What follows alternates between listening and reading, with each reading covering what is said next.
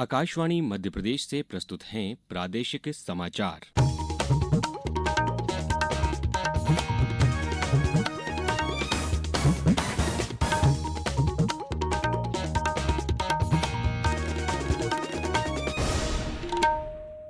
नमस्कार, समाचारों के साथ मैं अभिषेक कटियार। प्रधानमंत्री नरेंद्र मोदी ने बेटी बचाओ बेटी पढ़ाओ अभियान के 10 वर्ष पूरे होने के अवसर पर कहा है कि इस अभियान में समाज के सभी वर्गों की भागीदारी रही है। उन्होंने कहा कि इस अभियान से स्त्री पुरुष के बीच का विभेद कम हुआ है तथा बालिकाओं की शिक्षा और करियर के लिए उचित वातावरण तैयार हुआ है। प्रधानमंत्री ने ये भी कहा कि इस अभियान से उन जिलों में भी लड़के लड़कियों के अनुपात में सुधार हुआ है जहां पारंपरिक रूप से इसमें काफी अंतर होता था। उन्होंने कहा कि इस अभियान से स्त्री पुरुष समानता की ओर लोगों का ध्यान आकर्षित हुआ है। श्री मोदी ने लोगों से बेटियों के अधिकारों को संरक्षण देने और उनकी शिक्षा सुनिश्चित करने की अपील की ताकि बेटियां बिना किसी भेदभाव के प्रगति कर सकें।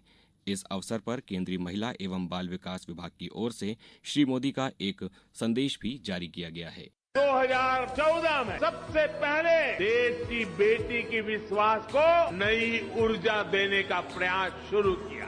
एक बेटी का सामर्थ्य, उसकी शिक्षा, उसका कौशल सिर्फ परिवार ही नहीं, समाज की, राष्ट्र की दिशा तय करती है। बेटियां कोख में ही ना मरी जाएं, वो जन्म लें, इसके लिए हमने बेटी बचाओ बेटी पढ़ाओ अभियान के माध्यम से समाज की चेतना को जगाने का प्रयास किया।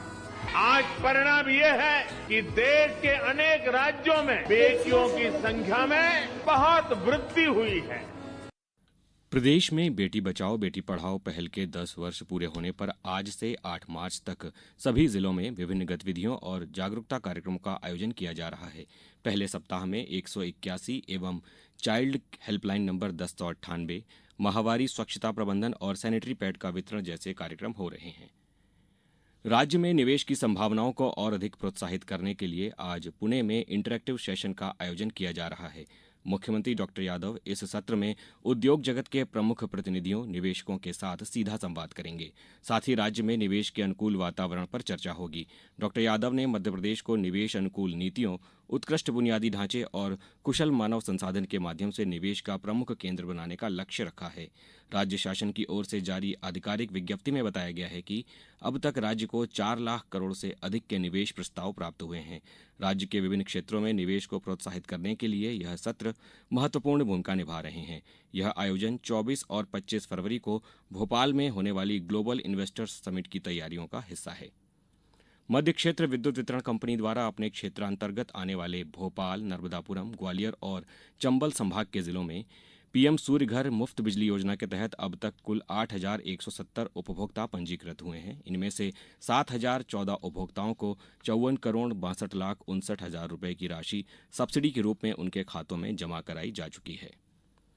अब रुख करते हैं मौसम का। हवा का रुख बदलने से प्रदेश में दिन की ठंड गायब हो गई है। ज्यादातर शहरों में पारा 25 डिग्री के पार है। धूप भी तेज है, हालांकि रात में ठंड का असर है। भोपाल, मंडला, पचमढ़ी, राजगढ़, उमरिया, नौगांव जैसे शहरों में रात का पारा 10 डिग्री के नीचे ही चल रहा है। नर्मदापुरम से हमारे संवाददाता ने बताया कि हवाओं की रफ्तार कम होने से सर्दी से लोगों को राहत मिली है। दिन और रात दोनों के तापमान में भी बढ़ोतरी दर्ज हो रही है। अब कुछ समाचार संक्षेप में। समर्थन मूल्य पर गेहूं उपार्जन हेतु आगरमालवा जिले के कृषकों के पंजीयन किए जाने को लेकर कल कलेक्ट्रेट सभा कक्ष में प्रबंधकों एवं ऑपरेटर का प्रशिक्षण आयोजित किया गया। जन शिक्षा केंद्र स्तरीय प्रतियोगिता में कक्षा 2 से 8वीं तक के विद्यार्थियों की जिला स्तरीय प्रतियोगिता बैतूल में आज और कल आयोजित होगी। जबलपुर के नेताजी सुभाष चंद्र केंद्रीय कारागार से गणतंत्र दिवस के अवसर पर 11 कैदियों को रिहा किया जाएगा। शिवपुरी जिले में गणतंत्र दिवस की संध्या पर भारत पर्व का आयोजन होगा। नर्मदापुरम जिले के सतपुड़ा टाइगर रिजर्व में 7 से 9 मार्च तक 7वां पक्षी सर्वे होगा और खंडवा से अलीराजपुर के बीच 250 किलोमीटर लंबाई वाले नए रेल मार्ग का सर्वे कल से शुरू हुआ। समाचारों में इतना ही। नमस्कार।